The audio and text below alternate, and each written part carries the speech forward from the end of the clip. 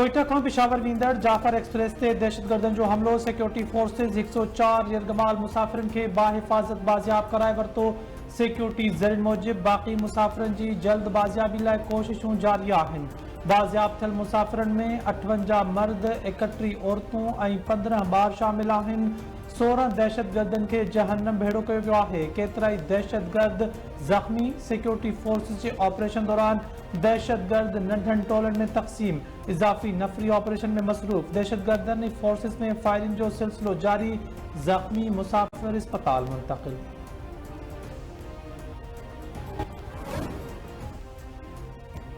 सदर आसिफ अली ज़रदारी, वज़ीर आज़म शहबाज शरीफ, घरू वज़ीर मोहसिन नकवी, बिलावल भुट्टो ज़रदारी, वॾे वज़ीर मुराद अली शाह, शर्जीर इनाम महमूद ऐं ॿियनि पारां जाफर एक्सप्रेस ते हमले जी मज़म्मत संदन चवण आहे त दहशतगर्द मुल्क लाइ सभ खां वॾो ख़तरो आहिनि। दहशतगर्दनि पारां मासूम शहरियुनि खे निशानो बणाइण बुज़दिली आहे। बलोचिस्तान हुकूमत खे एमरजेंसी लागू करे मौजूदा सूरत-ए-हाल में अहम किरदार अदा करे।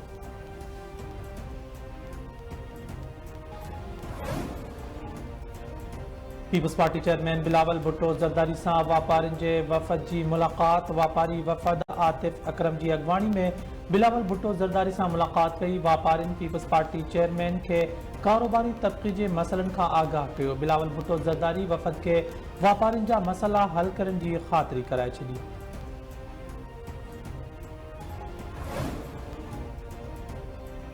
काबीना में नए मेंबरनि जी शमूलियत सां कारकर्दगी में बहितरी ईंदी। हर 3 महीने में वज़ारतुनि जी कारकर्दगी जो जाइज़ो वरितो वेंदो।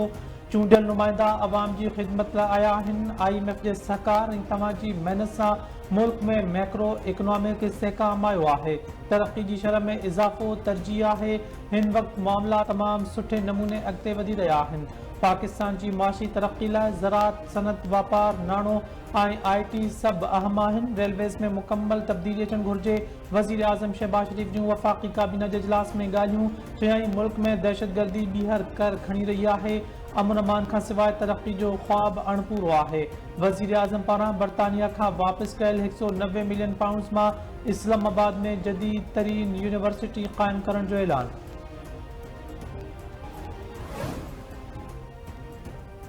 पाणी सिंध जे माण्हुनि जी ज़िंदगी ऐं मौत जो मसइलो आहे। पाणी जी खोट ऐं मौसमियाती तब्दीली हिकु हक़ीक़त आहे। हक़ीक़त खे तस्लीम करणो पवंदो। पाणी जो मसइलो SIFC न पर गॾियल मुफ़ादनि वारी काउंसिल जो आहे। People's party chairman Bilawal Bhutto Zardari जी सहाफ़ियुनि सां गैर रस्मी ॻाल्हि ॿोल। चवे थो दुनिया बि चए पई त मुस्तक़बिल में पाकिस्तान पाणी खोट खे मुंहुं ॾींदो। सदर सिंधु दरिया ते केनाल अॾण वारे मामले ते हुकूमत खे वार्निंग ॾिनी।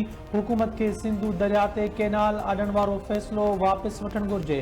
पीपल्स पार्टी असेंबली जे हर इजलास में पाणी मसइले ते आवाज़ उथारियो आहे।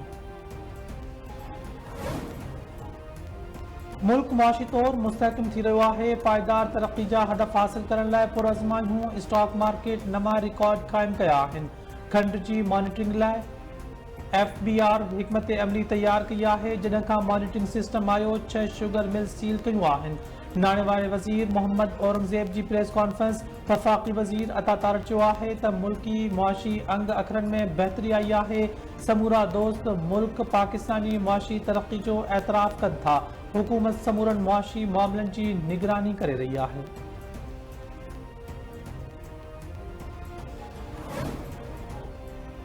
सदर आसिफ अली ज़रदारी पंहिंजी तक़रीर में नवनि कैनालनि वारे मंसूबे ते पंहिंजे ख़िलाफ़ प्रोपेगेंडा खे दफ़न करे छॾियो। सदर पार्लियामेंट जे गॾियल इजलास में वाज़े कयो त तकरारी कैनालनि जी हिमायत नथी करे सघिजे।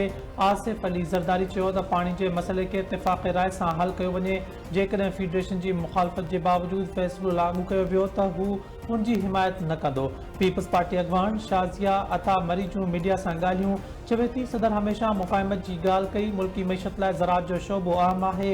नौजवाननि खे रोज़गार जा मौक़ा फ़राहम करण जी ज़रूरत आहे। पीपल्स पार्टी हमेशह ज़राअत जी तरक्की जी ॻाल्हि कई। बेनज़ीर इनकम सपोर्ट प्रोग्राम तहत हक़दार माण्हुनि खे रक़म ॾिनी पई वञे। अस्पताल में जिगर जो वधीक हिकु ऑपरेशन नाकाम। पंजाब वासी नौजवान फोत। रावलपिंडी वासी मरीज़ हसीब जावेद डॉक्टरनि जी मुबैना ग़फ़लत सबबि हयाती जी जंग हाराए वियो। फोती जे वारसनि मूजिबि नौजवान खे भेण जिगर अतियो कयो जेको ग़लत ऑपरेशन सबबि फोत थी वियो। डॉक्टरनि दवाउनि जी मद में 20 लख रुपया ख़र्च कराया।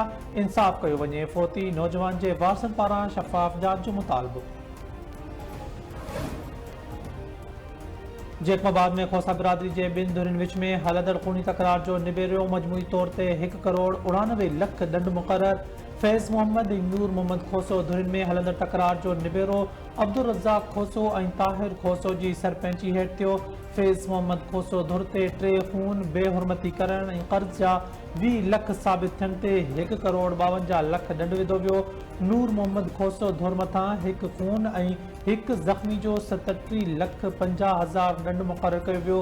फ़ैसिले बाद धुरियूं खीर खंड। मेहर जे दरगाह हाजन शाह भरसां जवाबदारनि नीगरी के मुबैना ज़्यादती बाद क़त्ल करे लाश दफनाए छॾियो।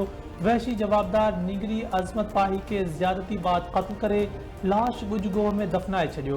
पुलिस दरगाह जे हाजन शाह बुखारी जे गादी नशीन नेक मोहम्मद पहवर के हिरासत में वठी जांच शुरू करे छॾी।